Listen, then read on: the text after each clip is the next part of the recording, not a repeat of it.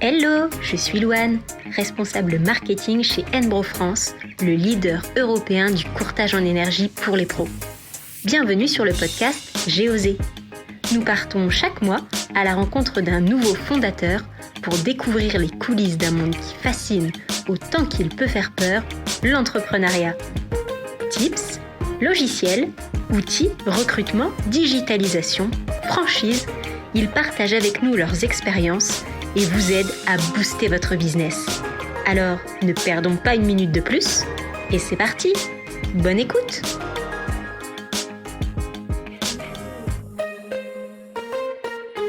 Bonjour Eric, je suis ravie de partager aujourd'hui avec vous le micro de J'ai osé pour discuter d'un sujet totalement d'actualité et auquel beaucoup d'entreprises sont malheureusement confrontées.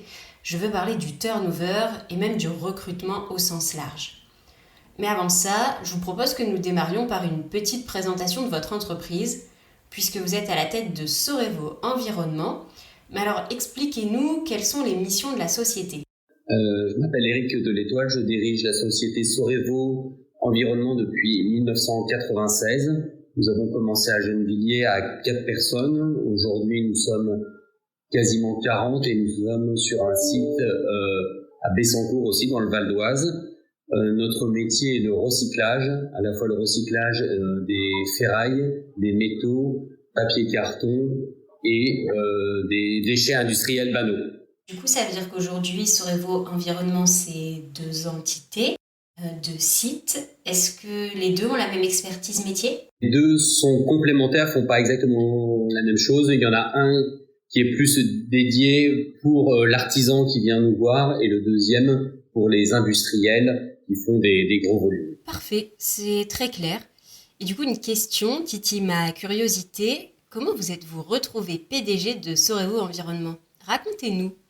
Alors avant d'arriver à Sorevo, j'ai fait mes études, je voulais être sportif, j'étais très penché sur l'équitation et puis j'avais aussi une envie familiale d'être indépendant et d'avoir une entreprise et l'opportunité d'arriver de rentrer dans ce secteur d'activité que je connaissais peu en 1996 et puis petit à petit, chemin faisant, on a fait grandir l'entreprise avec les connaissances en apprenant ce beau métier qui est le recyclage et l'environnement. Ça fait donc 25 ans, enfin même plus de 25 ans que vous dirigez cette société.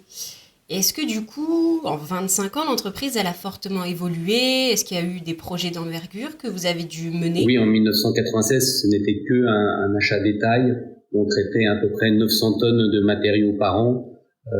L'année dernière, on a dû traiter plus de 35 000 tonnes. Donc oui, il y a eu des grosses évolutions, beaucoup de matériel mis en place, beaucoup de matériel aussi qui consomme de l'électricité. Nous avons plus de 6 000 chevaux électriques installés sur l'ensemble de nos machines sur le site de Bessancourt. Donc on doit avoir des dalles, des débourbeurs pour récupérer nos eaux de pluie, vérifier les bruits que nous émettons sur l'extérieur. On est rempli de multiples contraintes, donc il a fallu mettre ce chantier aux normes, installer toutes les machines et tous les process. Nous avons trois chaînes de tri sur le site. Donc c'est le boulot du quotidien de mettre les chaînes de tri et les optimiser pour traiter au mieux les matières qui rentrent sur notre chantier. Je comprends. Et quand vous me parlez de tout ce que vous essayez constamment de faire pour perfectionner vos machines, je me dis que vous avez peut-être envie aussi de valoriser ces améliorations qui coûtent du temps et de l'argent. Est-ce qu'il existe, je ne sais pas, des normes ou des labels par exemple ? Bien sûr, quand j'ai repris, il n'y avait aucune certification, aucun label. Aujourd'hui, nous sommes depuis 10 ans 9001, 14001. Nous avons passé aussi depuis 3 ans un Origine France Garantie. C'est-à-dire que les matières qui sortent de chez nous sont garanties françaises. Et nous avons passé un bilan carbone sur la fin de cette année. On essaye de coller au mieux avec l'environnement qui est notre cœur de métier et d'optimiser toutes nos consommations pour être le plus vertueux possible. Top. Et si les auditeurs qui nous écoutent ont eux aussi entrepris des actions qui peuvent leur permettre de bénéficier de ces certifications, comment ça se passe? Il faut monter des dossiers, faire des demandes à des organismes particuliers? Alors la première étape est d'embaucher ou faire appel à un cabinet QSE, d'avoir un ingénieur qualité au sein de l'entreprise. Notre choix, nous, c'était pendant 10 ans, j'ai eu un ingénieur qualité qui a travaillé chez nous et qui nous a fait évoluer nos process, faire qu'on soit en conformité pour pouvoir passer toutes ces certifications. Donc c'est un gros travail pour une PME familiale. Mais c'est enrichissant et ça nous fait aussi réfléchir sur nos process. Donc c'est vraiment un bon choix. Je le conseille à tous ceux qui peuvent se permettre de passer des qualifications, de les avoir, parce que ça permet d'avoir une meilleure connaissance de l'entreprise. Ok, super. Je pense que désormais nous cernons plutôt bien Sorevo Environnement, ses contraintes, ses besoins. Et je voudrais que nous rentrions dans le cœur du sujet de ce podcast, donc le recrutement, comme j'ai pu le dire un peu plus tôt. Du coup, vous m'avez dit tout à l'heure que lorsque vous avez repris l'entreprise en 96, vous étiez... On était 4. Aujourd'hui, on est une quarantaine.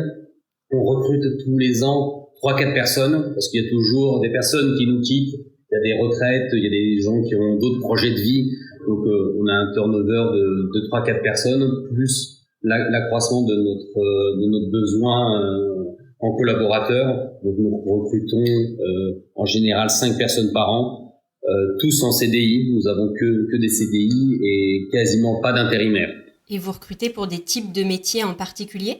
Les métiers où on recrute régulièrement, c'est chaudronnier, chauffeur, conducteur d'engin, tous les métiers qui sont au contact de la matière.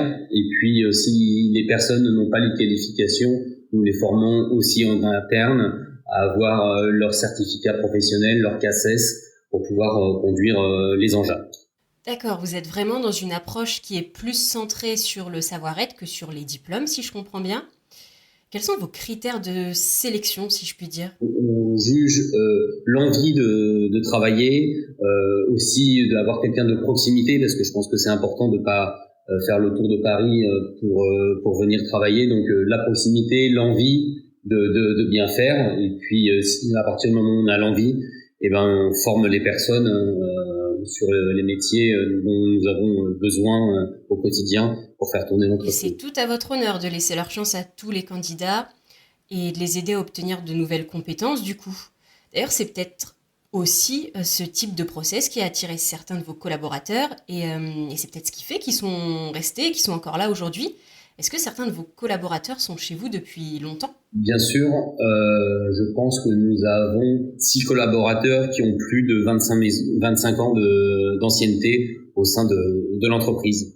Oui, nous sommes une entreprise familiale et on attache beaucoup d'importance à garder les collaborateurs qui se sentent bien chez nous. Mais quel est votre secret pour garder vos collaborateurs au sein de l'entreprise pendant autant d'années?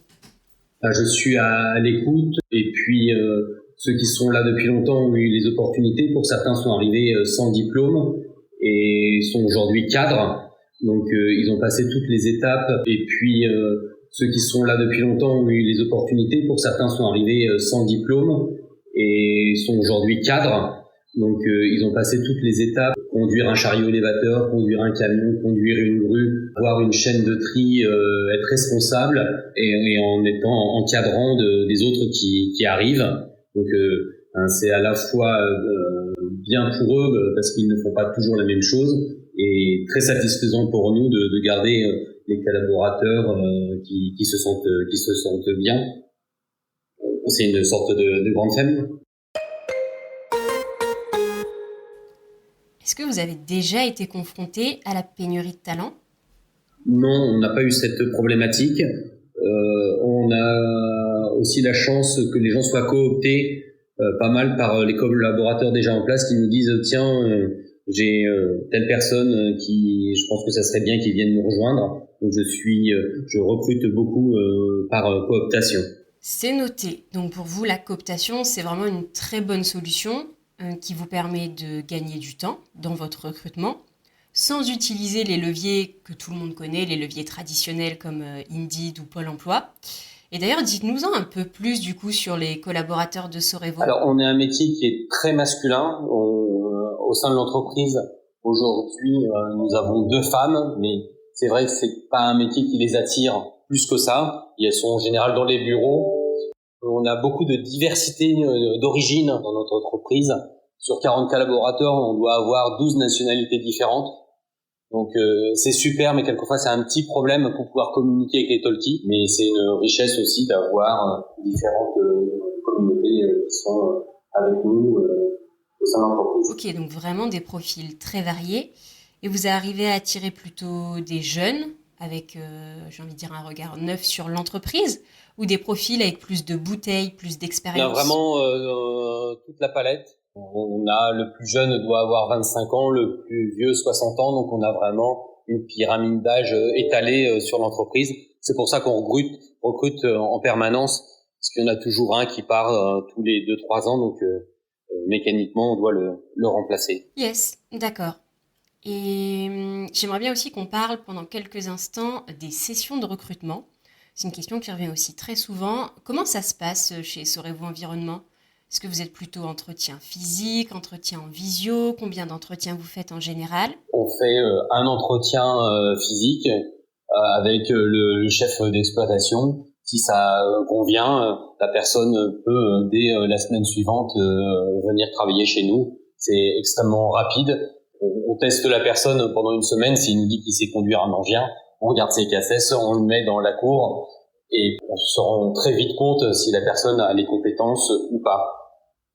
Et lui se rend compte aussi si l'environnement du recyclage lui convient aussi. Et c'est très important de le rappeler. Un entretien, comme une période d'essai d'ailleurs, c'est fait pour que l'employeur puisse s'assurer que le candidat correspond à ses besoins, mais aussi, et j'insiste sur le aussi, pour que le candidat vérifie que l'entreprise lui convient en termes de valeur, en termes de mission, de bien-être, d'organisation, enfin plein de critères, mais c'est vraiment fait pour que les deux s'entendent. Et en parlant d'organisation et de bien-être, etc., justement, est-ce que vous avez des petits avantages, vous, qui peuvent attirer les candidats? On a un salaire sur 13 mois, on a des tickets restaurants, on a des chèques cadeaux de fin d'année. Tous les petits avantages que peuvent donner une PME. Eh bien, écoutez, je pense que nous arrivons à la fin de cet épisode de J'ai osé. Mais avant de le clôturer, j'ai une dernière petite question à vous poser. Car je le rappelle, vous êtes vous aussi un client Enbro France. C'est pour ça que j'ai la chance de vous rencontrer aujourd'hui et d'échanger avec vous. Comment vous avez connu la société Enbro? Alors, j'ai connu Enbro parce qu'il voulait être partenaire de notre fédération. Et avant de parrainer Enbro au sein de Fédérec, je me devais de tester Enbro pour mon entreprise. Il se trouve que ça s'est très bien passé avec Enbro et donc Enbro est devenu partenaire de Fédérec et pour mon entreprise, j'ai signé avec un courtier pour l'acheminement de mon électricité.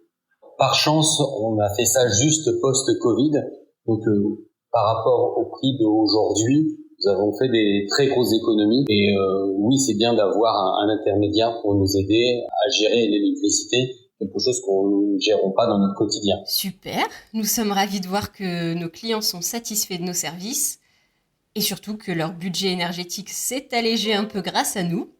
Juste pour éclairer nos auditeurs qui ne la connaissent peut-être pas, est-ce que vous pouvez nous dire ce qu'est la Fédérec?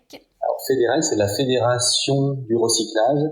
C'est une fédération qui est sur toute la France et qui regroupe à peu près 1200 entreprises du métier du recyclage. Parfait. Eh bien, j'ai envie de dire c'est dans la boîte. Merci beaucoup, Eric, d'avoir pris le temps de venir répondre à mes questions aujourd'hui. J'espère que nos auditeurs ont pu noter quelques actions à mettre en place pour les aider dans leur recrutement. En tout cas, c'était un plaisir d'échanger avec vous. Merci à vous tous d'avoir écouté ce nouvel épisode de J'ai osé.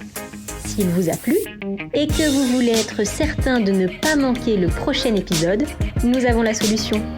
N'hésitez pas à vous abonner à notre liste de diffusion en vous rendant sur www.nbro.fr dans la rubrique Actu, les podcasts. Dans tous les cas, moi je vous donne rendez-vous le mois prochain, même jour, même heure, pour de nouveaux tips. Bonne journée à vous!